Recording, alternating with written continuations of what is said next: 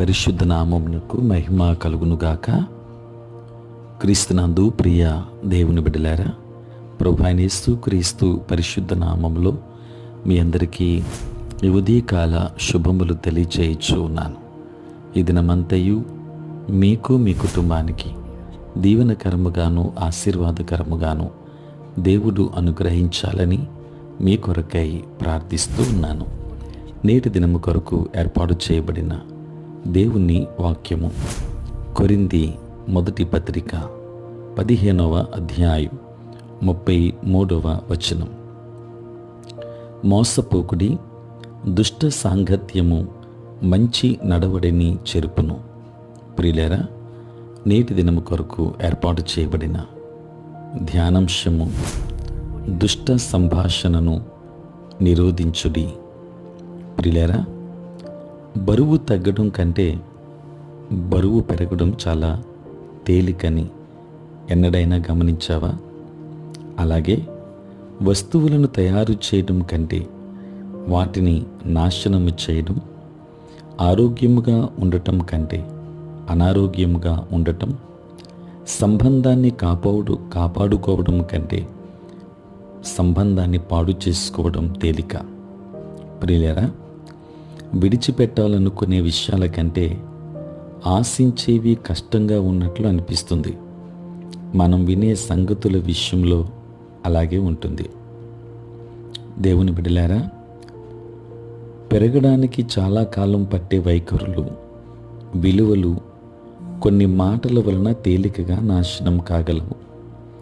బాధించే మరొకని మాట వలన ప్రతి ఒక్కని ఉత్సాహం నిశ్చయముగా చల్లారుతుంది.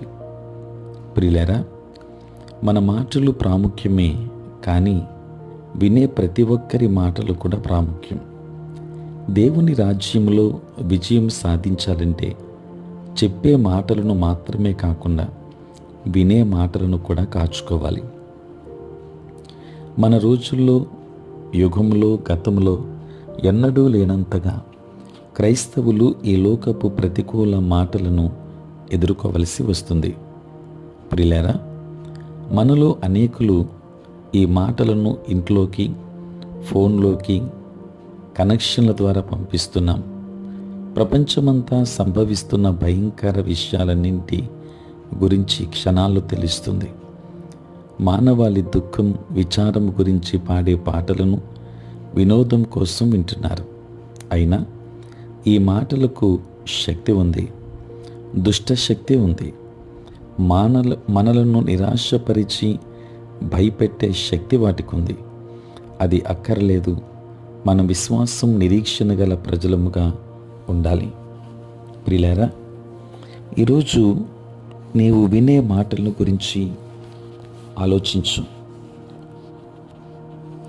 చూస్తుంది, వింటుంది నిజముగా అవసరమా, లేక కోరిక? మరణానికి బదులు జీవాన్ని ఎంచుకోండి. పలికిన మాట నీ విశ్వాసాన్ని పెంచి యేసు వద్దకు ఆకర్షించకపోతే దాన్ని గద్దించండి, తిరస్కరించండి. అప్పుడు నీ తలంపును ఆయన వాక్యానికి మళ్లించి ఆనందించండి. జాగ్రత్త, మోసపోకు. దుష్ట సాంగత్యము మంచి నడవడిని చెరుపుతుంది. కనుక జాగ్రత్త కలిగి ఉందాం. దైవాశీర్వాదాలు పొందుకుందాం. దేవుడు మిమ్మును, మీ కుటుంబాన్ని దీవించునుగాక. ఆమేన్. ప్రార్థన. పరిశుద్ధుడైన తండ్రి, ప్రేమ కలిగిన ప్రభువా, మీ పరిశుద్ధ నామమునకై వందనాలు, స్తుతులు, స్తోత్రాలు చెల్లిస్తూ ఉన్నాం.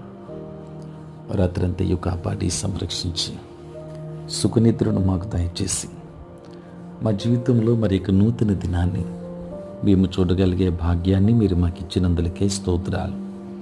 ప్రభువా, ఈ దినమంతా కూడా మీ సన్నిధి మాతో ఉంచండి. మీ ప్రసన్నత మాకు అనుగ్రహించండి. నేటి మా పనులలోనూ, ప్రయాణములలోనూ, పరిచర్యలోనూ తోడై ఉండండి. బలహీనులైన బిడ్డలను బలపరచండి. అనారోగ్యంతో ఉన్న వారికి ఆరోగ్యాన్ని ఇవ్వండి. చదువుకుంటున్న బిడ్డలు, ఉద్యోగస్తులు, వ్యాపారస్తులు, కష్టపడేటువంటి ప్రతి బిడ్డను కూడా మీరు ఆశీర్వదించమని మరొకసారి ప్రార్థిస్తున్నాను. నీ సేవ పరిచర్య చేసే ప్రతి సేవకుని కూడా మీరు దీవించండి.